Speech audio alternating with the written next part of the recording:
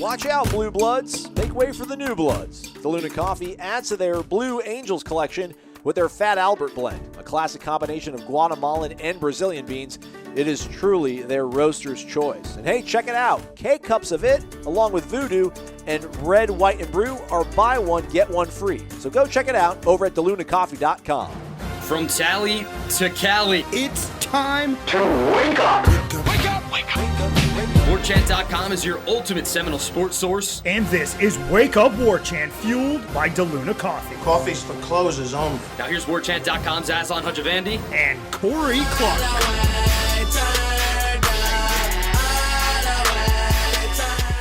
Wake up! What's up? It's Wake Up Warchant. It's fueled by DeLuna Coffee, DeLunaCoffee.com. Come explore our world of coffee. Use the promo code WARCHANT15 to save 15% when you do your shopping at DeLunaCoffee.com. Do it for yourself. Do it for your friends. Do it for your family. Get some DeLuna Coffee in your life and your loved ones' lives. WarChant.com remains the undisputed ultimate Seminole sports source with a promo code that goes by WARCHANT30. That gets you 30 free days of access to the website. The YouTube page is totally free. Hit the thumbs up if you're listening to us on there. Maybe even subscribe to the YouTube page. Leave a 5-star rating and review if you got one of those fancy schmancy Apple iOS devices. Energy high because the Braves, World Series champions. Hopefully. Aslan, what are you doing? What are you doing? Well, we're recording. No one's even going to, listen, we're not going to go long because we're going to have to tack on Corey's reaction, win or lose. Well, actually, not really. If they lose, then I just got really energized for 40 seconds for no reason. Corey, doesn't matter. I have no control. I am a nobody. Right. I have no control over the fate and the fortunes of baseball players. No, I know. I feel like we did this the last show and it didn't work out. Well, you did. You need to stay in your lane and be grumpy and not excited and not optimistic. Let me do whatever I do. Okay, fair. What a great win. What a great win for the city. For the A. Why are you even in Florida? I feel like they've won all their World Series games and you've been up in the A, man. Like, they won. They won the opener when I was in Tallahassee. Okay, and then technically they kind of won Game 4 when I was in South Carolina. All right, that's when that game started. So really, and then I was in Georgia for the last game and they lost. So I feel like we're going to go back to Florida and see what we can do. Florida State will practice later on Wednesday. We'll have live updates and interviews. I think I said updates twice. I'm sorry, everybody. But you know how that goes. It'll be over on warchant.com. Tuesday, your boy showed up late. That would be me. So just don't have a lot of reactions. Just look at the thread that Austin and Ira populate throughout the day. I guess the news of the day were veterans getting closer. Emmett Rice got some full work in on Sunday. Leonard Warner also nearing a potential return, though temper your enthusiasm. Mike Norvell did say, are these guys that we're going to roll out there and have them play for a whole game? Probably not. They'll have them on like a pitch count, if you will, a number, snap count, the way they handled Hamsa. So some people wonder when those guys are coming back. Sounds like soon. I don't know if Saturday is soon, but soon. So, which is cool. I mean, it'd be cool to see both of them get one last chance to play. Maybe for, I guess next week the Miami game is senior day, so maybe they can at least be ready for that game and play a few snaps for that game. You wonder, maybe not so much Warner, which isn't fair, but I mean, defensive end's been pretty good this year. Yeah. You wonder how different the defense would have looked with somebody like Emmett Rice out there, just that veteran presence. But he wasn't. He was hurt, and it was a career where you kind of wonder what if, because he never was able to stack on really month to month being healthy. Yeah. Much less year to year. So he never really kind of fulfilled his promise. But when he was healthy, he was one of their better defensive players. Yeah. Mako Dotson, Renardo Green both returned to practice. So Mako's a guy they say is in the mix for everything, whether it's helping out in the back end of the defense or special teams. He's a guy that I think they got involved in punt return in preseason camp, but he's been battling something, no specifics given. But Norvell said that he's a guy that he really does like Mako. He's just kind of had a hard midpoint way of the season here. I guess in the last 3.5 weeks, he really hasn't been able to to participate in practice, but he's hoping that maybe whatever's going on, he's fully right now. So we'll see how that goes. We could certainly use it. We could help it. That would be helpful. Listen to a little bit of Dave Dorn's press conference the other day. All 7 of their punts versus Louisville, they downed inside the 20. So, At least they punted 7 times. Yeah. That's a good sign. Yeah, not a bad one at all. So, also, I guess they've played 8 games so far. Does that sound about right? Yeah. He said that 7 of their games have been 7:30 kickoffs. So he even says, happy to have a 4 o'clock kickoff. That's cool. Thank you. I'd like to not get home at 4 a.m. for once. So maybe that'll throw them off a little bit. Their circadian rhythms will be off. Playing a 4, what's this bright thing? What's going on out here? Yeah, that's crazy. I think the NC State, all their fans usually, their biggest critiques are that all their games are like 12:30 Raycom games. So maybe it was like the exact reverse this year. The ACC is like, all right, you can play long enough, nothing but night games. Yeah. All right, here, today's show, nothing but questions from all you folks. It's called the Renegade Express. We begin with NYC Nole. Wake up, gents. It's me, the often duplicated but still original NYC Nole, the one who has Paul Gleason as his avatar, Corey. Right. He said that because he knows that you can't see it. So, gentlemen, I come to you for help again. How do I explain to my son we went from a football program that had the likes of one Deion Sanders, who, let's not forget, had one of the most iconic moments in our illustrious football program, returning a punt for a touchdown after he predicted this one is going back at that exact field we played Saturday, to now we let them bounce and lose yards at the most critical times? Well, hey, that was a popular question on headlines, too. Ira pointed out, and it's something that has to be taken into account. Back then, the punter would catch the ball, take a step, and punt. Just traditional, right? Yeah. Boom it high and far, spiral. And now you got every guy in college football has to roll to the right. Florida State's rolls both ways because he can kick with either foot. But it does make it a little more challenging, not just to catch it, period, but also to even get a good return because, the longer you wait before you punt it because you're rolling to your right and nobody's rushing, the harder it is to catch it with space to make somebody miss and score touchdowns. That said, I don't see Florida State's opponents letting Mastromanno's punts land a whole lot. No. They seem to be caught, most of them. You're just losing. Again, we don't need to belabor the point. I've talked about it enough, especially on headlines. That was half the show. But you're losing, I would guess. The first punt was 14 yards. It bounced at the 22. It landed at the 22, and they got it at the 8-yard line on their first drive. So they lost 14 yards right there. I bet I was going to go back and look. I bet if you took all the punts this year that the yardage that they lost, you're well over 100 yards. And again, you're not getting it on the other end either. It's not like every one of your punts is 56 with no return. So you're losing 10, 15, 20 yards every time the field switches. Pretty soon, that's a big deal.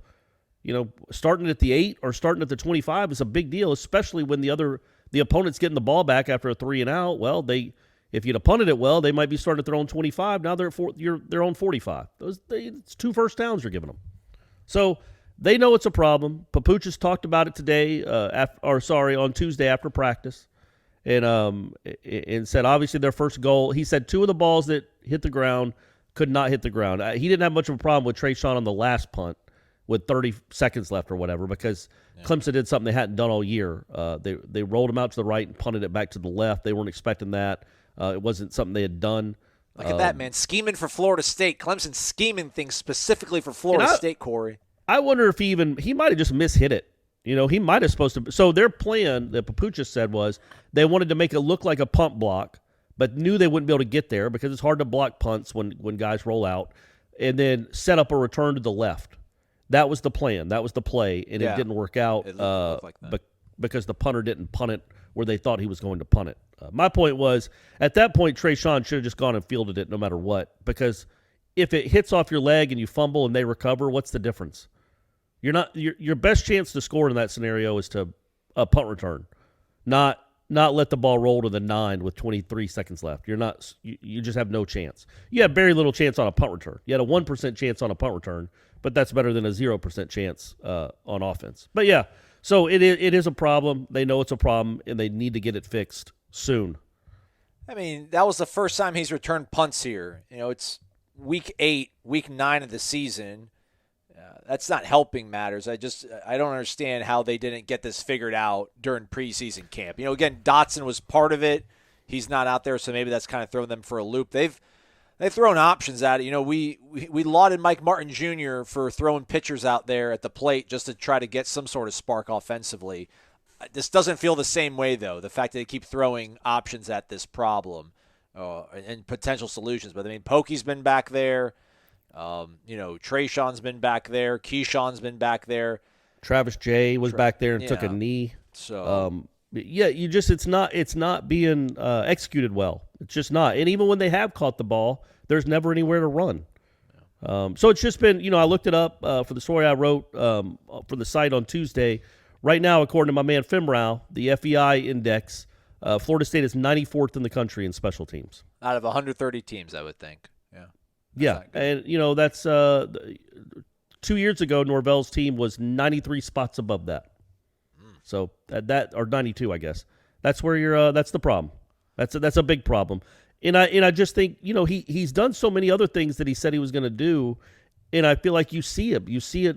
You've seen the come to fruition. They're not winning games necessarily, but they look different. They're a better team. They're more disciplined.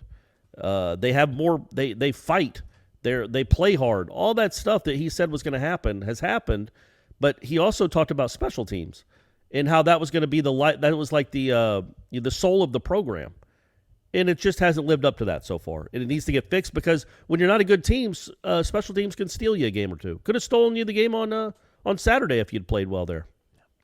NYC Nole also adds, how come, and I hate saying this, these phantom calls from the refs cost us, or at the very least put us in a very difficult situation to win the game. After the unsportsmanlike, the PI, and the hit out of bounds, I was immediately returned to 2016 and a phantom block in the back call at the very least that kept us from winning the game, and at the most, Dalvin away from New York City and the Heisman presentation. Thanks, guys. You're always great, and this Mets fan is pulling for the Braves on Tuesday night for hardcore. Oh, I appreciate that, man. That's very nice. I do appreciate that. If the Mets ever get back there again, that's not a shot. I will cheer for the Mets. For you, NYC Nole, for Paul Gleason, obviously, and then for our man Tom Lang. Yeah. But yeah, it's look. They were. I don't know, man. You can't throw the ball in the air. I don't think that's anything new. I hate that that's a penalty. It doesn't make sense that Brownlee can dance in the end zone, but you can't throw the ball in the air out of excitement because you can't spike it either. So you're just not allowed to do anything with the ball except lay it down or hand it to a ref. But it's just still, it's the pass interference one was the big one because I just don't think that kid was going to lead him down the field. I just don't. I think the way Florida State was playing on defense, you bailed them out with that call because it's a terrible throw. Knowles is beat. If he makes a good throw, if he puts it on him, it might be a touchdown. But he did make a good throw, and he got bailed out anyway. And that's a bummer. That's the real bummer of it all. I liked Adam Fuller got some bonus points with me because he didn't take the cheese on that. He was asked about the penalties, and he's like, hey man, he's like, we get the PI, they put the ball, they move it up 15 yards. We got to get back out there and play another play. So I really did appreciate that, and it didn't feel like empty lip service. I just feel like he's a guy that doesn't get into this whole woe is me, everybody's against us. And he also was, I don't want to say critical, but he understands, and I like the way he explained the Lundy personal foul penalty, where it's like, man, that's their sideline, that's a quarterback. You just got to know, like our guy Jay in Daytona Beach, situational awareness. That's situational awareness in living color right there. Yeah, and again, there was the very next kickoff. There was a similar hit on Trayshawn Ward on that same sideline, where maybe he wasn't out of bounds, but he was probably as close to out of bounds as DJ was, and he gets knocked pretty hard. No flag. But are we surprised? When it's on your sideline, it's different. And you knock a quarterback out on their sideline when it's clear, pretty darn clear he's going out of bounds. And it might be a little tad late, but it's a quarterback and it's near the sideline. You're going to get called for that 99 times out of 100. Seminole life. Wake up, fellas. Looking towards the next 2 to 3 years, do you guys think Jordan Travis can develop to a point where he can win big games against top talent? If not, do you think the guy who can is already on campus or even committed? Personally, I do not. That's Seminole life. You know, maybe I'd say like 60-40. I don't think so, but I was probably at 80-20 a month and a half ago. Which yeah, one? I'm Which still one a are you little answering? skeptical. Well, I mean, it's one question. Do you? Yeah, it's not Chuba. I don't think it's Chuba. At least the way we see Chuba in practice doesn't lead me to think it's going to be Chuba. I haven't even looked at anything from A.J. Duffy. I don't. I've got no comment on A.J. Duffy. Chuba, he looked good against UMass, but all of us would have looked good against UMass. So. Yeah, I mean, look, if you surround, I do. To answer the question, I do think he can win those games. I don't think he's going to do it in the way that a lot of great quarterbacks do it. But he might develop the sense of getting the ball out of his hands quickly and making the right reads quickly in the pass game. That is something that can develop. So I at least get better at. I don't know that it's necessarily you're just born with it or you don't have it. But he's got to, it would help to have an offensive line that he trusts. And to that point, when not that he doesn't trust them, I'm sure he does, but his body says other things. In that game against Clemson, like Dillingham said, the one bright spot was when they threw it on base downs, meaning not passing down. So first down, they would call plays, and knowing that they wouldn't get a pass rush necessarily because they were playing the zone read and the run. That he thought Jordan did a really good job of progressing in the pocket when he knew there wasn't a rush.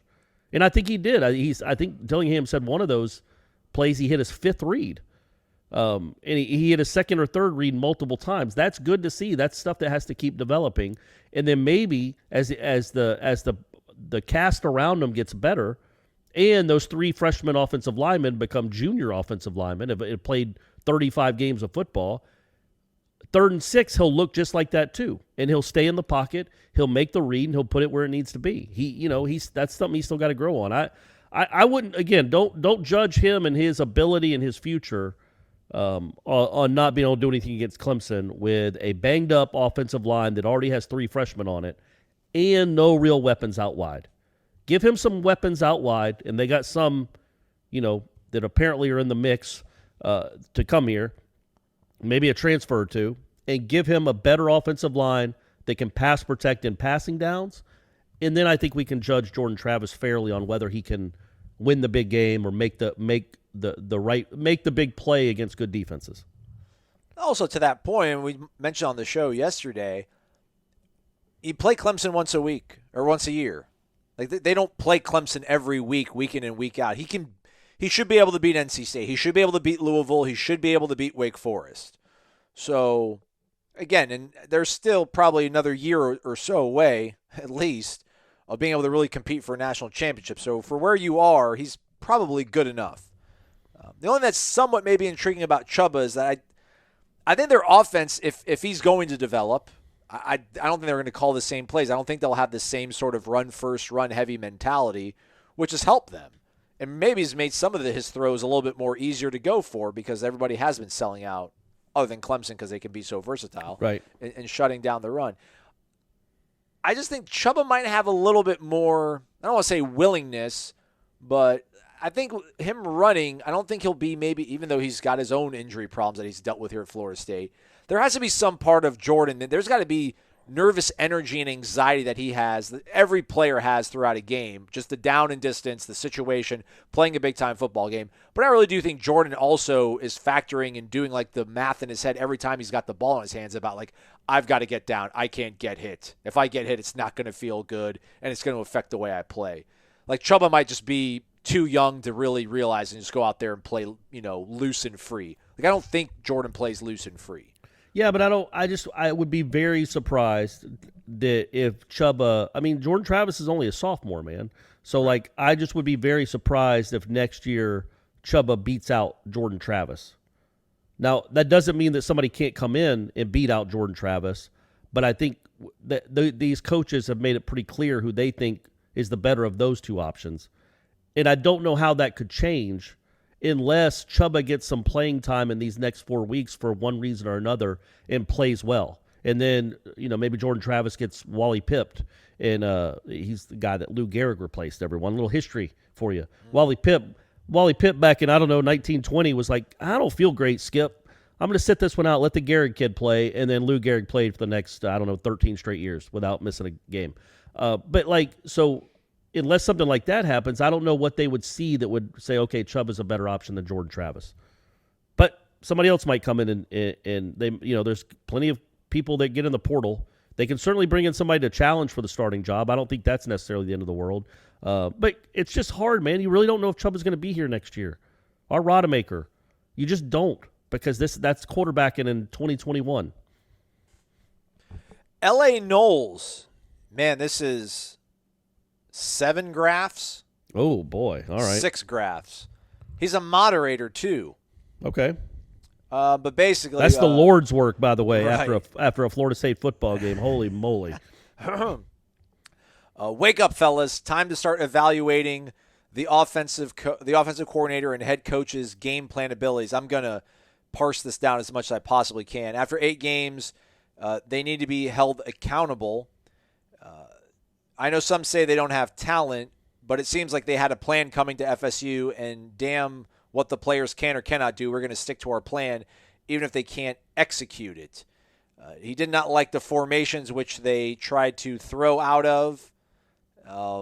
He did not like the 4th down decision near midfield on the opening drive of the second half.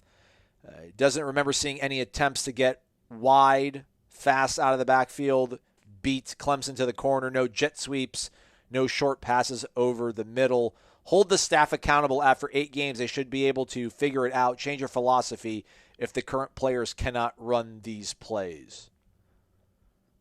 I feel like they have kind of adapted, though. I mean, by going to Jordan, haven't they shown that they've adapted and tailored things? They've certainly shown that they're adaptable. I mean, the guy they had at Memphis that won all those games can't run faster than Aslan. Whoa, but they still put up a ton of – and Aslan, I know you're a gazelle. So that's really not saying he can't run faster than me. I should have said. Thank you. But they still managed to lead the nation in scoring and put up like 45 points or close to it and put up 45 points per game. They did it a different way. They like to throw the ball. I mean, I know they always want to be run first and they're physical, but they made huge plays in the passing game at Memphis because they had the talent to. They don't really have that here. And I'm not saying they don't have as much talent as they had at Memphis. I'm saying that their disparity between what they have and who they're up against, especially this Saturday, they're at a disadvantage, man. They don't have real battles that they can win against Clemson, not up front or out wide. And their running backs against those linebackers, that didn't work out all that well either. So they just didn't have a lot. And Jordan Travis running didn't work out. They could in any game. You can there are plays to be made that you don't make, and there are bad calls. Again, I hesitate in judging them on this game. Let's see what it looks like this weekend and the next weekend. And I'm not saying you can't say that was a poor game plan. You guys weren't good, because they weren't. I mean, they didn't do anything in the second half. They had 14 drives total, 12 legitimate ones if we don't count the last one, the first half, and the last one of the game. They only had one good drive, and it was that second drive where they scored a touchdown. So, they had one good drive out of 12. So I'm not saying that they did a good job or that you can't be mad about what they did. I just don't know if you can make an overriding referendum on what they are as offensive play callers and game planners because they didn't come up with a game plan to beat Venables, because very few people do. They got worked by Venables. Venables is a great coach. Dillingham has never coached against Brent Venables. I don't know that he's coached against anybody close to Brent Venables. They don't have those guys out in the Pac-10. He was at Auburn. He probably saw some guys with the year he was at Auburn. He was like Walt Bell. Right. He was OC in name only. But still, so he's been up against some good defenses, and he's had input in game plans. But this was the first time it was kind of on him and Norvell. And no, they didn't do a good job. But let's not act like because they didn't do a good job, they're not good at their job. It was just a bad week against a great opponent, and they are hamstrung a little bit by some of the mismatches. Did they exploit? No, not really. Again, the second half they didn't cross midfield. That's awful. But we knew they weren't going to score a ton of points no matter how well they played. Moving on, next question. Island Chief.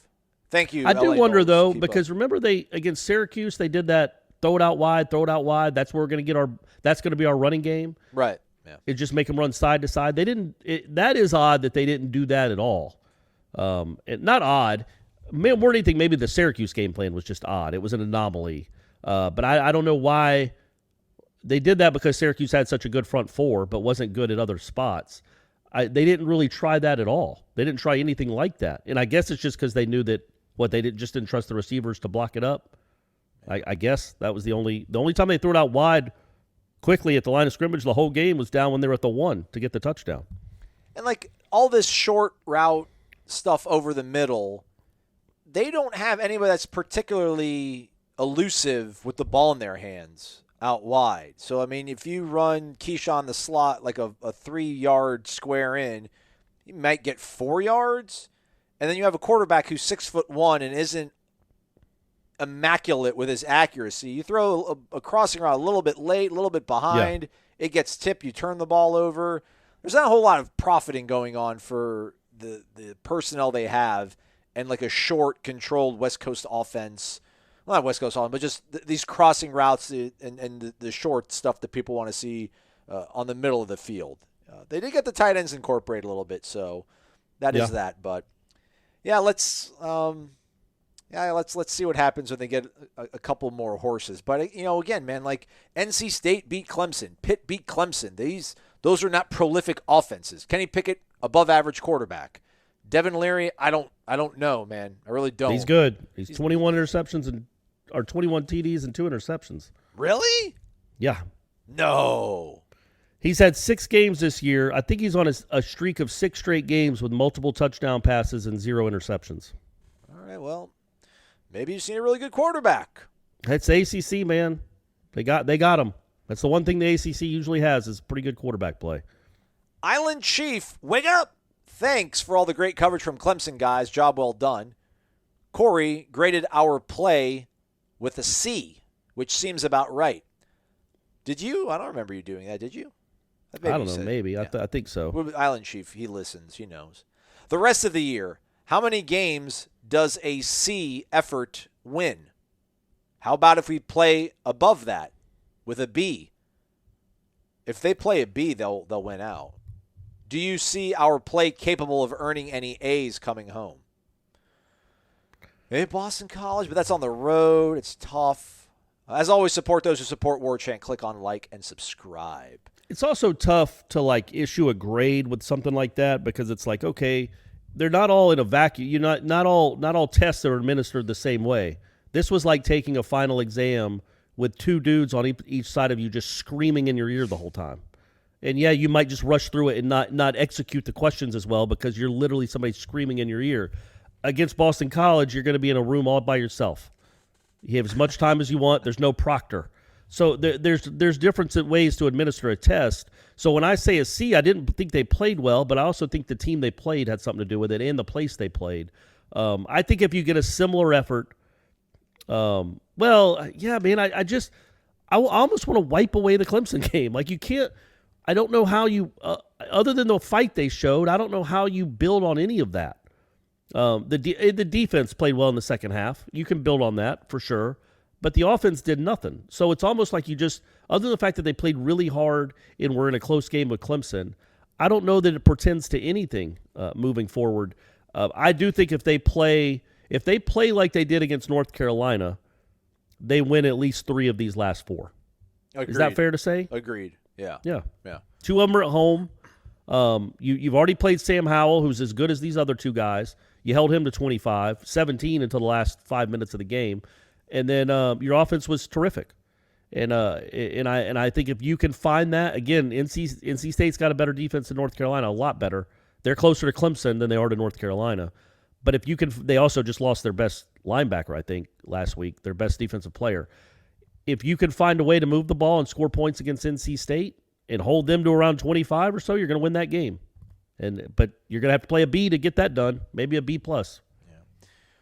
Do you see our play capable of earning any A's coming home? I think if you play the way you did against North Carolina in the swamp, I'll give you an A. As to your point, it's a sliding scale. There's different factors in. If they look as good as they did against North Carolina in Gainesville and win a football game, I think that would probably earn them an A in my grading book. Yeah. Hey, well, that'd be fun to see. Hey, folks, you putting money down on a game this weekend? Well, have all the tools in your toolbox to make the best educated decisions you possibly can make. If you're into sports betting, you know how quickly lines can change. And those lines, those odds, have a lot riding on them, so it pays to stay ahead of the curve. So listen to the Daily Tip presented by BetMGM for the best betting analysis and information, courtesy of bookmakers, Odyssey insiders, and BetMGM experts. Yeah, MGM, like the big-time casino in Las Vegas. These folks always got a fresh take on the action.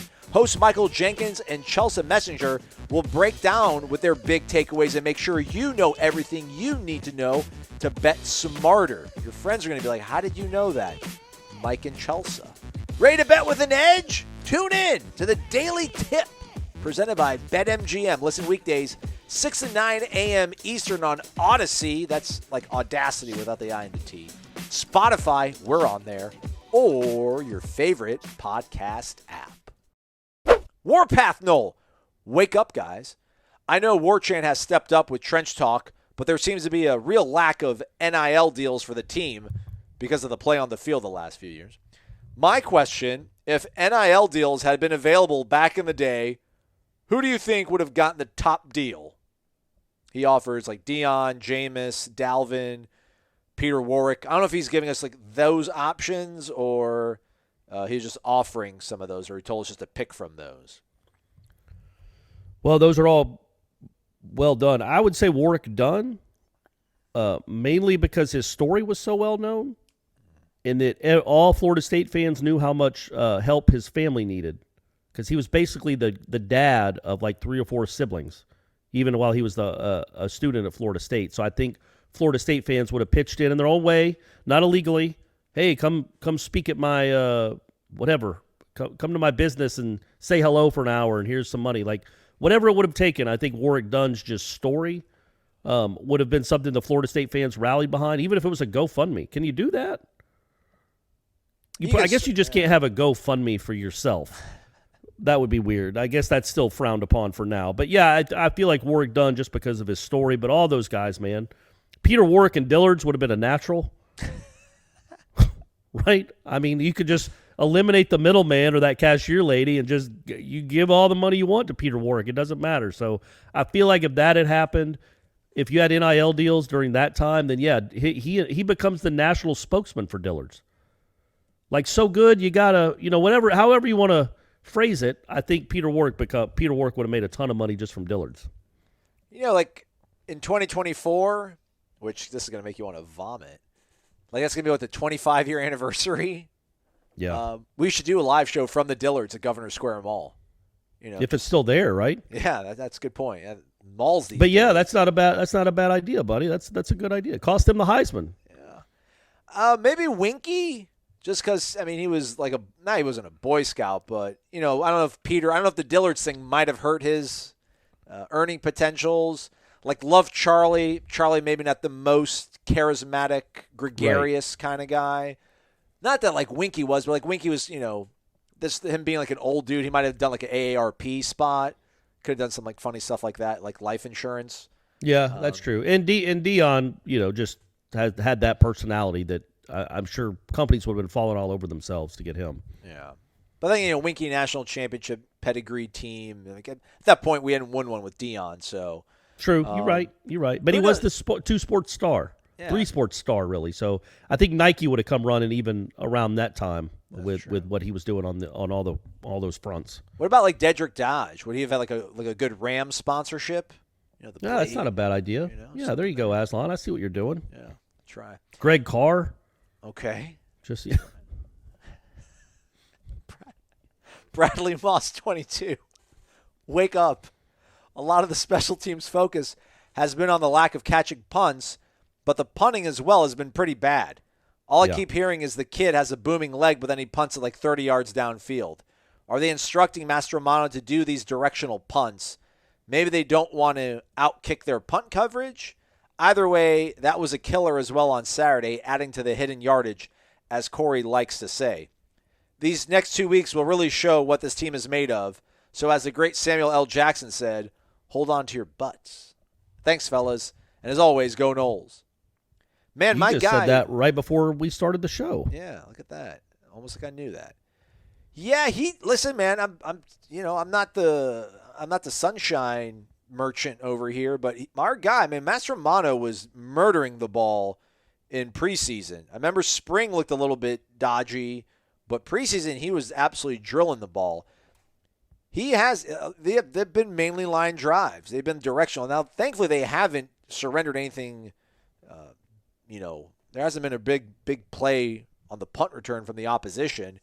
But I don't know, man. I guess I would like to see him just, maybe just go old school. Kick it as far and as high as you possibly can, as opposed to trying to, I don't want to say being cutesy, but the directional stuff, which it does seem to be, that's kind of his directive is to, hey, keep it between the boundary and the numbers. We'll handle the rest. Yeah, but he's not doing great with it. Like that punt he had after the 3-and-out when Florida State had the lead in the fourth quarter. It wasn't terrible. It wasn't a 19-yarder, but it wasn't a field shifter either. It was like 40 yards, no return. Okay, that's something. That's about bare minimum in college football these days is 40 yards, no return. So at least you got 40 yards there, but why not a 56-yarder? Why not? There haven't been many of those just booming punts, and there have been a few too many just line drives down the middle of the field, right at guys with room to run. No, they have not been. He has not been great. I'm telling you, Aslan's not lying. He has a monster leg. It's just I don't know if it is probably a little harder to roll to your right and then boom it like they want you to boom it, and I don't even know if they want him to boom it. Well, I mean, I guess we could ask that. Like, it seems like a lot of them are designed to just be kind of low line drive, skip-a-doos, and hope you get a good roll. Punting is just a lot different than it used to be. It's not exactly fun to watch, but he does have a good leg. But no, it's fair to point out that the punting game, it's not been as bad as the punt return game, but it hasn't been special at all. It's been just average for the whole season. So it looks like here on Seminoles.com, he's been averaging 43.6 this season. The opposition has been averaging 42.7. So he's at least been, I guess, marginally punting better than the opposition. But of his 36 punts, only 7 have been down inside the 20. And he's only had 4 that have been over 50. So I don't think that's and also the return game. Like I don't know what I think FSU's longest punt return this year is 11 yards. That's not great. Yeah, it's not good at all. Not good at all. What are they averaging per punt return? Are you on that? It won't show. Actually, if it returns, punts. No. It's weird. That doesn't work. It just adds up their averages and says 19.6. Trayshawn's had 1 return for 11 yards. Pokey's had 4 for 15 yards. Keyshawn's had 6 for 29. Okay, so 55 total return yards and punts this year. On 11, yeah. Yeah, so they're averaging 5 yards a run back. So, yeah, not great. Dion averaged 14 in his last year. True story. But no, we'll ask. I wish I would have seen that earlier, Bradley. We might have asked Papuchis that. We'll get him next week, though. It's Ralph in Hawaii, everybody. It's Spartan Nole 71. Aloha, guys. How's it? As I watched the last play of the game Saturday, the old strategic Marine in me came out of retirement. I often wage a battle versus war scenario with things that I deal with. In recent years, we have been boat raced by Clemson, but this year we were set to walk out with a very close loss, relatively healthy, and many players ready to go again if they could because they felt they let that one go. My question to you is, would it have not been better in the big picture to have lost the battle but see that we are winning the war? Now we have a stupid injury and a small potential for some players to feel that this coaching staff is reckless. I understand Norvell's idea to teach the guys to fight until the end, but I feel we are doing that already. Thus, the last play on Saturday had more potential harm than good built into it. In business, we would have labeled that a bad deal based on the cost-benefit analysis, thus not do it. I have recently decided to cut back on my Warchant intake, so if you have already addressed this concept, please forgive me. Well, don't do that, Ralph. Don't do that, Ralph. Man, what does that mean? Yeah. Now's the time we need you more, buddy. Mahalo for taking the time to read this and respond to it. Go Warchant, oorah. No, you got to. No, I'm cool with it. I know where you're coming from, Ralph. No. I get it. It looked I'm really 100%. I'm 100% with Ralph. It's a stupid play that never works. You But tell you me the gotta- last time. You tell me the last. I'm not saying to take a knee. Throw it up. LSU beat Kentucky on a 80-yard Hail Mary where the ball gets tipped behind everyone and the guy catches it in stride and scores. Now, that was when Jimbo was there. That was 18 years ago. But maybe you get a pass interference. It makes absolutely no sense to do what they did on the final play. None. There is, I can't stress it enough, there is 0% chance that thing succeeds. And you can say, okay, yeah, it's one play. It's not that big a deal. I get that. But don't run that play. Has it ever worked? And then I brought that up on headlines, and Ira and Jeff were like, well, it goes back to the Stanford Cal kick return. Miami it goes beat back, Duke. Remember, Miami beat Duke right, on some but that was a thing. that was a kickoff. There aren't 5 linemen on the field. Yeah. So what you're going to be lateraling it between 3 or 4 guys, none are 10 yards past the line of scrimmage. So what are the linemen doing? It just, none of it makes sense. Keyshawn caught it and immediately runs backwards, which makes no sense. And he endangers really 2 of your players, and Jordan Travis and Toafili, on a play that has 0% chance of working. So why do it? What was it supposed to look like? Well, What they did do you think practice was going to it. happen? Devontae Love Taylor told us on Trench Talk that they do practice that, but it obviously goes off cleaner. Yeah, practice. I mean, that again, it was a disastrous play. Not just if you have money. The way I'm talking, it sounds like I had money on the game, and I didn't. But it's never worked. I've watched football my whole life, and this has become a thing now. And I would say the last 10 or 15 years, where these teams throw the ball across the middle of the field from their own 15, and somehow think they're going to lateral their way down the field back and forth for 85 yards. Against anyone, that's not going to happen. Against Clemson, you were there. I don't know if you could see the alignment Clemson had, but they had 8 dudes 50 yards away from the line of scrimmage. 8. Yeah. What possible scenario do you think that Keyshawn Helton and Jordan Travis running the option against 8 people is going to work? It's just not. It's just stupid. And it did. Like, I agree with Ralph. It wasn't worth the risk.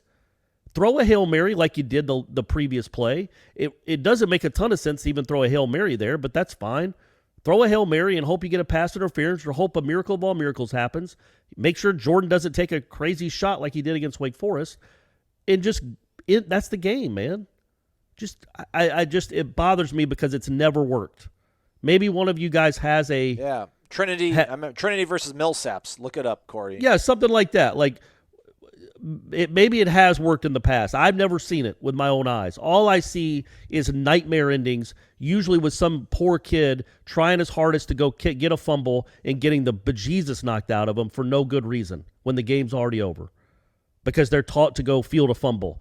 As soon as the ball's on the ground, the ball's in the end zone, the game is over. But these kids are playing hard, so they're going to want to try to get it. And now you don't know what the status of Toafili is because of that stupid play that had 0% chance of working.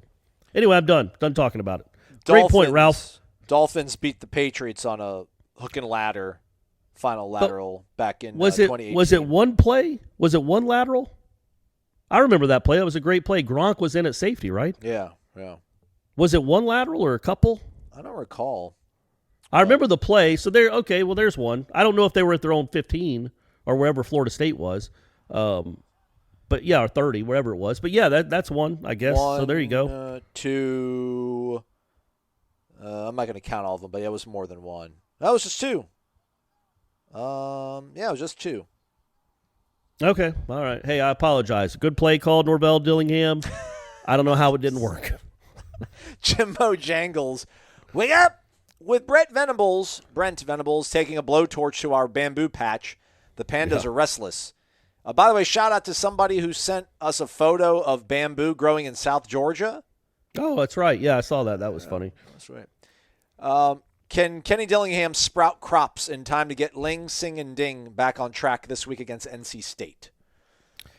Yeah, NC State's good defensively, really good. And I know that, like I said, they lost their best linebacker, who I think was probably their best overall player, but they still held Louisville to 1 touchdown. So that it's going to be a challenge, man. NC State's good up front. They got our man Durden, and they're well coached. That Dillingham and Norvell pointed out a couple of times on Monday. They're very well coached. by a coordinator they know. So yeah, this is a great test, man, especially coming off Clemson. This is a really good test because that was a tough, emotional, physical game against a great defense. Now you got another tough, emotional, physical game against a good defense. How you going to look? How you going to play? Where's your confidence at? Yeah, they were grading, I think, let's see, on Pro Football Focus, Florida State currently overall is at 78.8. And then NC State's total overall grade right now is 91.3. So if you believe in that sort of stuff. Kirby Smart does not believe in that stuff. Did you see that quote? No. What did he say? Yeah, he just went off on PFF. He's like, so wait a minute. Basically saying, like, you know, I know how those things work. And he goes, we kind of think of them as a joke. Because who's doing the grading? Like it's that's not their real job. It's guys that have day jobs and then come home and look at our film and decide, okay, this is what Nakobe Dean did his job, so this is his grade. Or Davis did his job, so this is his grade. He's like, I just feel like maybe the coaches are in a better position to hand out grades of what these players were supposed to do than somebody that's not in the stadium and doesn't know what the assignment really was. So he basically said it's a joke. He knows some teams look at him. He knows some NFL teams look at him, but they don't at all. Yeah, I mean Devontae Love Taylor has said as much. He's like, they really don't know the scheme that we're trying to run or what everyone's real individual assignment is, which I understand. But I still feel like you probably have if you know football. Not saying that I do to the level that I need to be grading stuff for PFF, but I would assume like you have a pretty decent idea. Like, all right, you're running cover 3. This is your responsibility as a cornerback to be able to grade somebody. But I don't know. Maybe there's some simulated stuff that you're supposed to be a decoy. But anyhow, yeah, we'll see. This is interesting. There's a lot riding on this one. There is. Like I said, I'm sticking with my guns. I think after the UMass game, I said if they don't go to a bowl game, something will have gone wrong. So. Got to get this one. Okay, all right. Let's make it happen. They're an underdog for a reason, but they can certainly win this game. If they play well, they can win this game. And NC State is a stout defense, but I don't think they're anywhere near as lethal and just complicated and dangerous as Clemson is. So, yes, they're not as exhausting as Clemson. Yeah. And you're at home. You should be able to stick with what this identity you formed the previous 3 weeks, and I don't know. It's just crazy. It's crazy that they're an underdog at home. I get it. It's a 3-5 team on paper versus a 6-2 team, or something like that. So I understand, but still, listen to BetMGM. Listen to Daily Tip. They'll tell you why. Right. Side note from Jimbo Jangles: if you think we have it bad on special teams with Papuchas, check out the story of Texas's special teams coach, who left his wife and kids for a stripper named Pole Assassin, who has been on Jerry Springer and has a pet monkey that is part of her stage act. Said monkey proceeded to attack a trick-or-treater on Halloween. Good stuff. Thanks for all you do, go Noles. That's true. I don't know if he left his wife and kids for this dancer. I think her name is Danielle. I do know he does have an ex-wife and kids, and now he's married to someone else. But, they might have been divorced for a while, and then he met the stripper. We don't know. Yeah. But, yeah, she has... It's an emotional support animal, and she actually went on social media and showed everybody where the habitat for the monkey is, and you have to go through like 2 gates. There's a sign, don't touch, don't put your hands inside the cage. So I guess the stripper Pole Assassin, her alias Pole Assassin, her explanation was, you come all the way back here. You're making an effort to get in trouble, so you kind of get what you deserve. But yeah, apparently, hey man, and I'm all about that. You know what I mean? Like, I think it was I think she said in her first tweet, it was like an 11 or 12-year-old kid. Yeah, man. That's look. Some kids do bad things all the time. Just because it's a monkey and it's a kid, and the monkey is the monkey of a stripper, it doesn't mean that the kid was in the right. Yeah. Let's not just jump to the kid's defense. If you're allowed to have a monkey. And if there's all these signs saying, don't go back there, stop at the gate, he's the only kid out of all the trick-or-treaters that made his way back there, that's on you, buddy. Sometimes you walk into the wrong fence and you're going to get bit by a monkey. It's a good lesson to learn. And that monkey loves that stripper. If that's part of her act, yeah. She's been with that monkey for a long time. They have a connection. You're not going to come in there and get between that. Give me a break, man. So sometimes kids are in the wrong. Sometimes, lucky it was a monkey and not like a Gila monster. Oh. Or a Komodo dragon. There we go. Yeah, like a monitor. Thank you, Jimbo Jangles. Random _ John. Good but yes, morning. Papuchas has had a better week than that guy. Yes. Jeff Banks, by the way, that's his name. Jeff Okay. Banks. Random _ John. Good morning. How do, Aslan and Corey? We'll see. Again, the Braves have not played Game 6, so anything right now that Corey says would be premature. I know that Corey believes that Jordan Travis will be the next Charlie Ward. After all, according to Corey, all Travis does is score 30 when he plays, which I have to agree was true. I hope Corey can also agree that Travis does this to mediocre teams. When Travis faces the kind of teams we need to beat to be real contenders in any league, well, it is not wonderful. In fact, performances like the one against Clemson will lead us to continue to not be a team of significance. I understand Clemson has an elite defense, but if we want to be close to elite, we have to at least have really good passing from our quarterback. How can our coaches get Travis to read the field quicker, make more accurate throws? And if they cannot, what's the plan? Are we simply going to go and hope we can be 6-6 while he is here, running around mediocre teams and losing to any defense with a pulse? Is that the grand message we send to recruits? Come to FSU, be 6-6. You might even get to say you almost beat a great team. Please do not mistake this as complete hate on Travis. I am well aware that he is the best we have at this moment. However, if he goes down, then what? What's a transition plan? How do you feel that would look moving forward? I mean, Milton is not exactly Dan Marino. Heck, in his state, he is not post-chemistry set explosion Dan Kendra. Regardless, that's strong. Regardless, Milton won't be back next year. Sigh. I hope the quarterback room gets special soon, and the O-line, and the linebackers, and special teams. Sigh. Anyways, drink the Luna coffee, like and subscribe to Warchant, and Aslan, those were some rad yellow pants, my man. That's how Aslan is, man. I wish you were always on the sideline and people could see how you were dressed out. Yeah, I had to do that for my mom. Shout out my mom. Yeah, I think there's two competing thoughts there. Is Jordan Travis a good enough quarterback to beat Clemson this year? You know, clearly that offense didn't do anything against Clemson, so no. But does that mean that he only can beat mediocre defenses? I don't think that's accurate either. Let's see what he looks like. I mean, how many great defenses is he going to be playing though, Corey? I guess that's my point. That's my point. Is like he's good enough to get you, but I think the first part of the question is like, you know, he's not, his ceiling is only so high, so you're never going to be able to beat championship level defenses. You're not going to be able to compete for championships while he's here. Well, who would you with? Like, look at this roster. It isn't good enough to compete for championships anyway, no matter who the quarterback is. He's good enough against most everybody you play to give you a chance. And no, 6-6 isn't good enough. That's not what you're selling. But you're coming off the worst season in Florida State history. He's the only reason you won a game at all in 2020. And he's really, other than UMass, the only reason you have any wins at all this year. So he's good in the interim until either he gets better and or they get a lot of better people around him. But you're not close to compete for a championship anyway. But he can, if you surround him with pretty decent talent, I feel like he's an 8 or 9 win quarterback if he can stay healthy. Don't you? Like, I don't think that's out of the realm of possibility because they don't play great defenses. Yeah, no. They play one. They're not in the SEC East. Well, they only have one great. Well, Kentucky's pretty good, but you know, it's not like he's going up against a murderer's row. He puts up 30.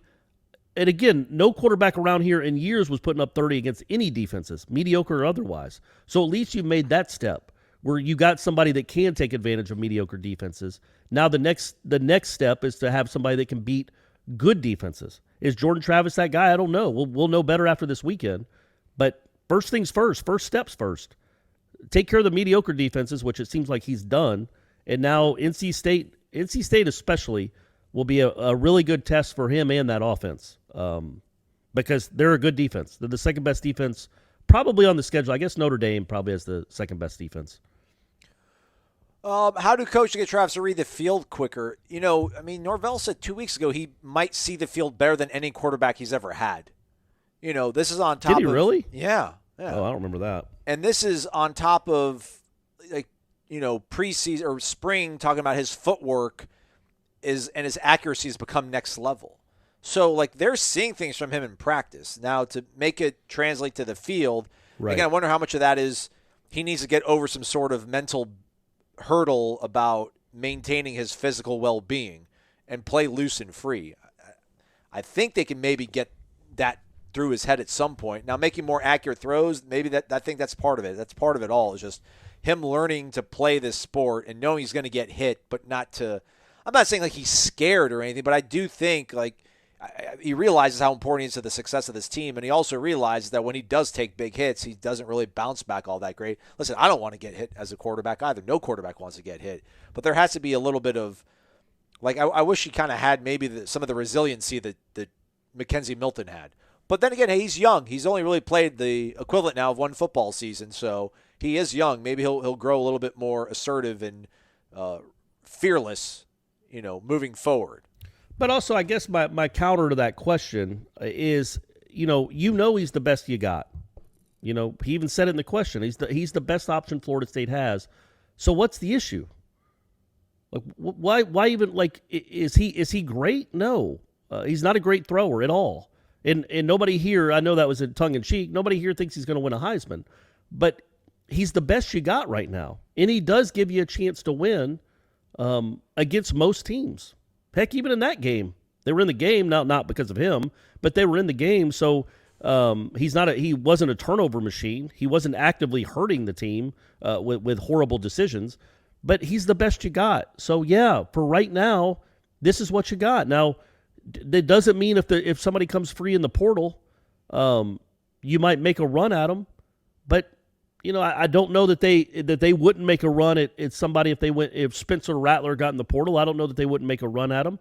But, for right now, he's your best chance to win football games. And I think, next year with the whole line coming back or most of it coming back, hopefully a much better wide receiver core, the running backs all coming back, that maybe that is an 8-win team with him, 8 or 9 wins. And I could see that.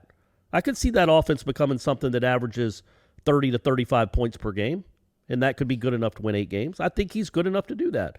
But he does have some limitations that will be exposed, like most quarterbacks are exposed, by Brent Venables. I have seen people say he's obviously a better runner. He's the best runner they have in the quarterback room, but maybe there's like some sort of balance in terms of he has the edge on Chuba running the ball, but maybe Chuba will be a little bit more willing to throw, or at least a little bit more daring to do something. Maybe. So maybe they even out, and then at that point, why not just at least roll with him and see what he can give you? But they can't do that right now because, they mentioned like him hearing Mackenzie Milton being cheered on the Jumbotron when he was announced as a starter. Like, these things affected him. So I don't know. As they would anybody, really, right? Yeah. I think because he wasn't great against Notre Dame by any stretch, but he had 28 on the board and had him at midfield before he got taken out of the game, and then the place went nuts for his backup. So that can affect you. And that's, again, I think that's why I said this earlier in the week. I think that's why this game Saturday is such a big deal for Jordan Travis, because again, he had been feeling good. He'd had a lot of he was being lauded a lot for these last 3 or 4 weeks. And now he's back in the crosshairs again of the fan base because he didn't play well. That's a terrible term. Forget I said it. But he's not beloved right now by a chunk of this fan base. Does he let that matter? Because you got to have thick skin, man, when you play this position, when you play sports in general, especially when you play that position at a place like Florida State. So I want to see how he bounces back and how he handles, if he does have a poor series or two, if he can rally up and play well, because I think that's the next step in his development is flushing a bad game and not having it turn into 2 or 3 bad games. Let's roll this into the Jordan Travis segment of the show. Noles MG 4, Wake Up. Hello, my favorite podcast. I was very upset at the refs for the 2 stupid calls they had, pass interference and celebration. The other 2 were iffy, but we're at Clemson. My question to both of you is, how can Coach Norvell and Dillingham help put Jordan in better positions to win? When his legs are taken away, Clemson and Notre Dame had schemed perfectly to do so. Also, who do you think can replace Jermaine Johnson and Keir Thomas next year? The transfer portal. Yeah. Thanks for all that you do. P.S. Corey, hope we have pulled out a World Series championship by the time you read this. Well, not yet, but hopefully. That hasn't happened. No, but as I hope as by the he time and I talk, yeah, but by Yes. the time you hear this, everybody will know. Man, listen, part of the reason I was so optimistic and hopeful for the Clemson game was that they were doing things with him in practice that we can't really elaborate on because we don't want to give things away of what we're seeing at practice. We're allowed to go watch that, which is a sacred sort of honor. And I'm only being slightly tongue-in-cheek. It really is. I mean, no one's allowed to watch an entire practice. We are. I mean, they were doing things with him, again, not to give things away, but go back and look at like Gus Malzahn 2013 with Auburn and what he was doing with Nick Marshall. I mean, they're doing things with him in practice that are successful, that are working. Like, not just against the scout team defense, but when they go good on good, they're doing things with Jordan that are outside the traditional base throwing down sort of situation, stuff that you saw him do against Clemson, stuff that really takes advantage of his dual threat ability, if you will. I don't know what they're waiting for. And I'm not trying to be a jerk when I say that. I really do wonder, like, what are they waiting for? Like, what if you're not going to roll that out against Clemson? And listen, we had seen things going into the UMass game bye week, but I've seen stuff dating all the way back to like Louisville, North Carolina week, where you're like, oh, that's an interesting wrinkle. Can't wait to see that in game action, and they haven't run it. And I wonder, again, when are they going to start letting some of that stuff fly? Because it's working in practice, and it's the kind of stuff that you would figure is the way that you equalize going up against a team like Clemson. It's stuff that's really hard to defend, even if you are extremely fast and you are extremely multiple, but you can only really give your guy 2 assignments, right? You can't tell a kid, all right, man, like, watch for him to release deep, or he's going to, check up and it's going to be a stop route. You can't tell the guy. Also, watch for him. Maybe he's going to run a curl. Maybe he'll actually run a bench route. Maybe it'll actually be a post. Like, you can't tell your cornerback to cover 5 different things. But with the way they were using him in practice, you're like, man, he's going to throw your keys completely out the window. I wonder when they're going to start either feeling confident enough to run that stuff or maybe give up. I don't know. But they're doing things with him again that take advantage of his full skill set that I am interested to see how it works out in a game situation. Well, and to answer the question, the part of the question too was about, what can they do to make him to help him out against defenses. Well, I thought they tried. They threw a lot on first down. In the first half, they had some success with it. I think most of his best throws were on first down, including the Toafili play. Even the first play of the second half is just an easy 15-yard out to Malik McClain. But when this offense gets into 3rd and long, and I'm talking about 3rd and long, not 3rd and 6, 3rd and long, they don't have a shot against most defenses because of some limitations blocking and out wide. But they had no shot against Clemson. And in that second half, every drive they had but one, they were behind the chains, meaning not just 2nd and 10, either 1st and 15 because of a false start or 2nd and 13 or 3rd and 12 every single drive. That's a wrap. You're not overcoming that. And that was every drive they had. So it would have been cool to see them not get those false starts and to see what first and 15, if you run for 4 yards, now it's 2nd and 11, good luck. But 2nd and 6, you got a chance. But they could not do that. They could not get out of their own way in the first half and the second half. Some of that also was Clemson. I mean, there were a lot of negative runs because either, Dillingham said, either MAs or false starts, but MAs could just be like, you're not good enough to block their guys. And that happened a few times too on run plays. It's just, so that's why they threw a lot on first down, because they knew that they could get protection. That would be the one time they'd have protection for them, was throwing it on first down when they weren't expecting it. And so that's what they tried to do. It worked to an extent in the first half, as much as you could hope, I guess. And then in the second half, look, man, they had 1st and 15 or 2nd and 13, 3rd and 12 on every drive. And you might as well punt. One last thing on that. I like the missed assignment stuff, and this maybe goes back to L.A. Noles, who was asking earlier, like, hold them accountable. On that drive after Florida State forced that 3-and-out following the scoop and score fumble. So they get scoop and score fumble, Clemson gets the ball back, they go 3-and-out, Florida State gets a ball with 5.5 minutes left, and it's like, I'm just thinking to myself, get 2 first downs, punt the ball, kick a field goal, and then, you got this game won. And the first play's false start, and I don't know if it was the 1st and 15 play or it was like 2nd and 12. And Kenny talked about they had 3 guys out wide blocking 3 guys for Clemson. And then, they got beat on it. They got but maybe, I don't know, like don't expect your true freshman wide receiver to make a block out in space. It's not easy to block a DB when they're 10 yards off the ball. Like, he wasn't being jammed at the line and just got out-muscled or was a coward. Like, the defensive back that made the play was 10 yards off the ball. Man, you're 6'4", 215 pounds. Like, he's twitchy. I'm not saying that he's a slow guy, but that's like a kind of a tough ask. Like, maybe don't make that contingent on you trying to get yards in a really big situation. And then that, man, puts you in a bad situation for 3rd down. Like, I get it with the penalties, but we can't be in a place, man, in week 8, week 9 of year 2 to where when you face 1st and 15, you pucker up a little bit. I think there's but some of that. I don't think they're like that against any other defense. Well, but I know, but like, man, we're talking about the Clemson game. You were in that game. Like, you could have won that game, and it wasn't asking the world. I just don't think there's anything in the playbook that they think is going to pick up 12 yards. I just don't like that. Okay, this is with a lead, by the way. Like, they're not running that play if they're down 20-17. But with a lead, you have to weigh risk versus reward. And yeah, you get a couple first downs, you might ice the game or at least make it really tough on Clemson. But you also don't want to give them the ball at midfield or your own your own 30, like you did with Francois against Miami a few years ago. Like, you want to at least make them go down the field and win the game.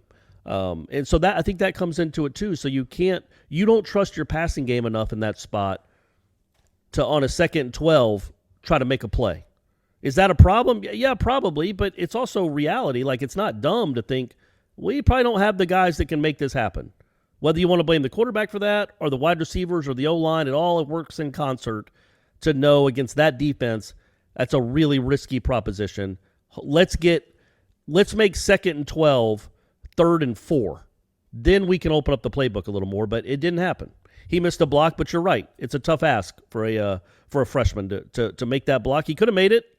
It's not against the law, but yeah, it's a tough ask. And then they ended up punting and losing.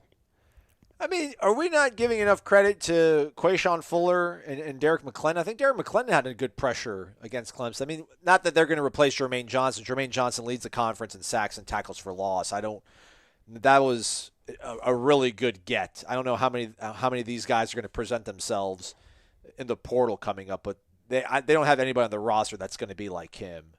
Now, Kier, maybe you get some sort of semblance of combination out of those guys.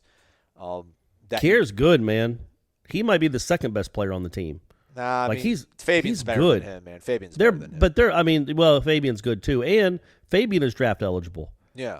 And he has a child, so there's a chance that he might want to go at least explore if he's going to leave. And yeah, so that's. But yes, I like some of those young guys have shown flashes. Malcolm Ray in this game showed some flashes. Briggs was pretty good before he got hurt. So you have some guys coming back, but I don't know, man. The portal needs to be wide open. You're not going to find a Jermaine Johnson. The odds of that are very slim to find like an award candidate in the portal, especially from a school like that he came from. But you could go find go find a couple Keir Thomases, maybe.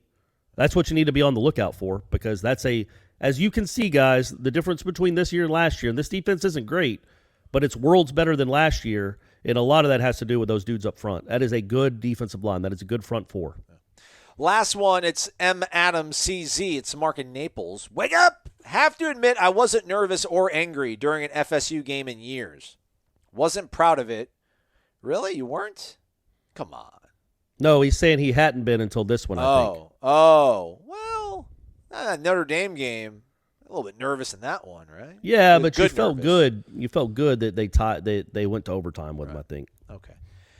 Anyhow, I wasn't proud of it. Watching the game with my kids, and when Clemson got 30 free yards in our territory thanks to the ACC refs, I threw my hat at the television, picked it up, and then threw my hat against the sliding glass doors with my kids watching. But hey, I haven't done that since I tried to put my 16 jersey, Winky Ricks, on the grill when we blew a game to Miami in 2007, I think. Corey will know the exact year, but it was a long time ago. good. Yeah, to there have was the that 07 game. They blew it in 09 too. Yeah. That was the Fortson drop on the last play of the game. And then 07, they lost Xavier Lee. They blew a fourth quarter lead and just kept giving Miami the ball. They scored on a fake field goal, didn't they, Miami, on that one? Or fake Seems extra right. point or something like that? Maybe. Seems about right. Yeah. I was in the stadium for 2007. I remember like the Democrat, the photo was like the photo they were on the front page of the sports section was like Jimbo firing Xavier Lee. I mean, he had his arm around him, just kind of like, yeah, man, this is never going to work for us. Right. It was sad. Yeah. It was sad I was there. Do you guys think we'll beat NC State by getting back to basics and having a solid ground attack? I do. Go Noles. Yeah, I think so. I think I'll probably pick Florida State. I think they'll get back to what they tried to do against North Carolina, what they did against Syracuse. I think that's who they are, and when they're at their best, and they should be able to pull that off at home versus that team. So yeah. It's certainly the plan is to run the game, run the ball, establish the runs, maybe stick with it a little more. I don't think you throw as much on first down against this group. But, again, it'll be interesting to see how much NC State does what Venables did if they think there's a blueprint there. You know what I mean? Like, okay, they completely took Jordan Travis's legs away from him by doing this. Are we going to do that too? And this time, do Dillingham and Norvell actually have an answer for it? Or Travis, throw Travis in there too. Do those three guys actually have an answer for if a defense is going to basically spy him with two dudes? And if they also, not everybody's equipped to make that work like Clemson. Walt Bell could have had his DC had 5 spies. It wouldn't have mattered. Like some of this stuff doesn't matter. Some of these the players matter. So NC State's a good defense. They're not Clemson. But I am interested to see if they do some of the similar things that Clemson did. If they think, okay, now the blueprint is out on how to. It's like a hitter that comes up to the major leagues that just is red hot when he gets off to a great start, and then the leagues figures him out. I don't think that's happened. I think this was a one-off because of Clemson and because of what they have. But I wouldn't be surprised if NC State tried some of the same things because they worked. But are they equipped to do it? And more importantly, does Florida State have a counter to it this time? But I do think, yes, they can't run. I think they combined for 23 attempts. Or no, what was it? 19 attempts? 16 attempts? Corbin and Ward together. That needs to be up around 30, I think. From moving on out, from here on out. And maybe Toafili's in the mix now too, if he's healthy. Because that was a big he had a couple big moments in that game. Yeah. Well, maybe we'll broach that with Coach Norvell later today. Again, it doesn't really like being specific about injuries, but maybe we'll get some kind of insight into Lawrence's availability for the NC State game. We'll be back Wednesday night live if Corey isn't hanging from the rafters. Enjoy a celebration. Right. Thank you. Yeah, this might not be the end of the show. We might be going to Corey's thoughts on Atlanta being a World Series champion again right now. When asked for comment by Wake Up Warchant, Clark replied, "I'm at the CP. We can only presume to get drunk." And we'll be at practice, and we'll have all that stuff available on warchant.com. And then we'll do a live show on Wednesday night for all y'all on the YouTube. So stick with us. We're going to a bowl, hopefully, still. Hopefully. He's Corey. I'm Aslan. Thanks for listening to Wake Up Warchant, fueled by DeLuna Coffee. Come explore our world of coffee. DeLuna Coffee features over 24 different blends. DeLuna's unique roasts can be delivered ground finely for drip coffee makers, coarse for the craft crowd, untouched as a whole bean, or even in convenient K-Cups. Founded in 2014 by the Lemix family, Ed and Brett are FSU alums and boosters who are extending a special offer to all listeners. Use the promo code WARCHANT15 for a 15% discount. Visit DeLunaCoffee.com and check out their Facebook and Instagram.